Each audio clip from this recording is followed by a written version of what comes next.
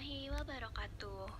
Sebelumnya, Halo, Assalamualaikum warahmatullahi wabarakatuh. Sebelumnya, perkenalkan, saya Fadila Ayu Kusumaning Tias, mahasiswi program studi pendidikan, guru sekolah dasar, Universitas Muhammadiyah, Prof. Dr. Hamka. Oh iya, apa kabar kalian semua? Saya harap kalian baik-baik saja di masa pandemi ini. Jadikan pandemi ini sebagai cara kita untuk belajar lebih giat dan melakukan kegiatan yang positif. Dan juga ketika teman-teman semua berpergian, tetap melaksanakan protokol kesehatan ya.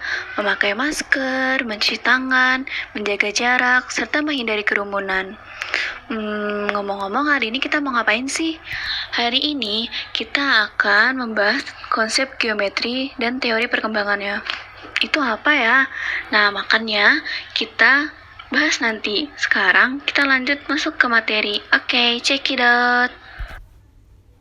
Nah, kita masuk ke materi pertama, yaitu pengertian geometri. Geometri berasal dari bahasa Yunani, yaitu ge dan meterein. Ge yang artinya bumi, dan meterein yang artinya mengukur. Geometri ini diperkenalkan pertama kali oleh tokoh filsafat Yunani, yaitu Thales. Thales menjelaskan bahwa geometri adalah ilmu pengetahuan praktis tentang panjang, luas, dan volume dengan unsur-unsur dari matematika formal.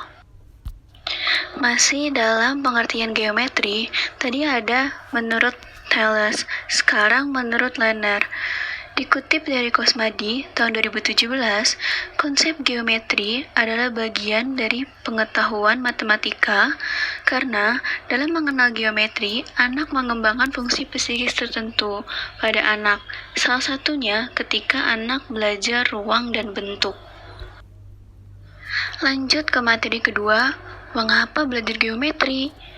Nah, masih banyak nih siswa yang mengalami kesulitan dalam belajar geometri, sehingga prestasi siswa dalam geometri masih belum memuaskan. Dikutip dari Nur Ayani tahun 2020. Nah, menurut Sutama tahun 2014 juga menyatakan bahwa hasil tes geometri masih kurang memuaskan atau lebih rendah dibandingkan dengan hasil tes materi matematika lainnya. Maksud hasil tes matematika lainnya itu seperti statistik, aljabar, dan lain-lain. Masih di materi mengapa belajar geometri, berdasarkan laporan Trend in International Mathematics and Science Study atau TMISS tahun 2012 menerangkan bahwa siswa tingkat 8 pada tahun 2011 menunjukkan nilai skala rata-rata kemampuan matematika siswa di Indonesia menduduki peringkat 37 dari 43 negara. Gimana bisa? Itu artinya Indonesia menduduki 6 terbawah dari 43 negara. Wow. Sekarang kita masuk ke teori perkembangan geometri. Teori mengenai perkembangan yang dilalui siswa dalam mempelajari geometri adalah teori Van Hill. Teori Van Hill itu ada apa aja sih? Nah, nanti kita bakal bahas satu persatu. Ada 5 tahap teori Van Hill yang dikutip dalam Nur Aini dan kawan-kawan tahun 2016.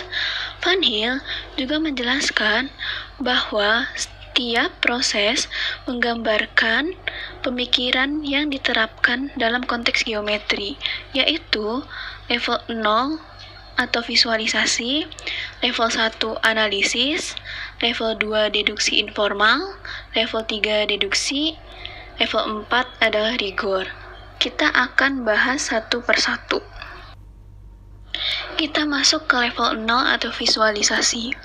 Pada level ini, anak-anak sudah memahami bentuk geometri melalui penampilan saja. Maksudnya bagaimana? Maksudnya, anak-anak sudah tahu bahwa itu persegi panjang, itu persegi. Nah, di sini ada gambar. Jika tulisannya itu dihilangkan, anak-anak sudah mampu mengetahui, itu yang warnanya hijau itu lingkaran, yang warnanya kuning itu segitiga, seperti itu. Masuk ke level 1 atau analisis, pada level ini, anak mulai dapat melihat karakteristik khusus dari sebuah bangun. Contoh misalnya, di persegi itu sisinya ada 4, kanan, kiri, atas, dan bawah. Sedangkan di segitiga, itu sisinya ada 3, kanan, kiri, dan bawah. Seperti itu. Intinya, mereka sudah mulai tahu nih sifat-sifat dari sebuah bangun itu seperti apa, gitu. Masuk level 2 atau deduksi informal. Sedikit menambahkan, jika di level 1 atau analisis tadi, anak sudah gagal, maka untuk naik ke level 2 itu cukup sulit. Nah, lanjut, pada level ini, siswa mempersepsi hubungan di antara sifat-sifat dan di antara gambar-gambar. Maksudnya gimana ya? Jadi, anak sudah mengetahui hubungan nih. Contoh, jajar ginjal itu ada hubungannya loh dengan persegi panjang.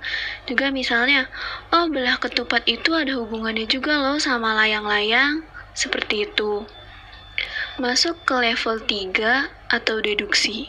Pada level ini, siswa sudah mulai mampu menarik kesimpulan secara deduktif. Maksudnya gimana ya? Jadi, siswa sudah mulai mampu menarik kesimpulan. Misalnya, persegi itu sisinya ada 4, tanpa ada pembuktian, sisi persegi memang ada 4, seperti itu. Masuk ke level 4 atau level terakhir yaitu rigor. Pada tahap ini, siswa mampu membuktikan suatu bangun datar. Contohnya, misalnya siswa disuruh mencari keliling persegi dengan angka 4 cm. Nah, anak tersebut menggunakan rumus keliling persegi yaitu 4 dikali S. Lalu, ketemulah hasilnya 16. Nah, siswa itu lanjut melakukan pembuktian dengan cara atas ditambah bawah, kanan ditambah kiri. Maksudnya gimana? Jadi, persegi itu mempunyai 4 sisi, atas, bawah, kanan, dan kiri. Jika semuanya ditaruh angka 4, jadi di atas angka 4, di bawah angka 4, di kanan angka 4, di kiri angka 4, lalu ditambahkan, hasilnya juga tetap 16. Itu namanya pembuktian. Seperti itu. Sekian materi hari ini.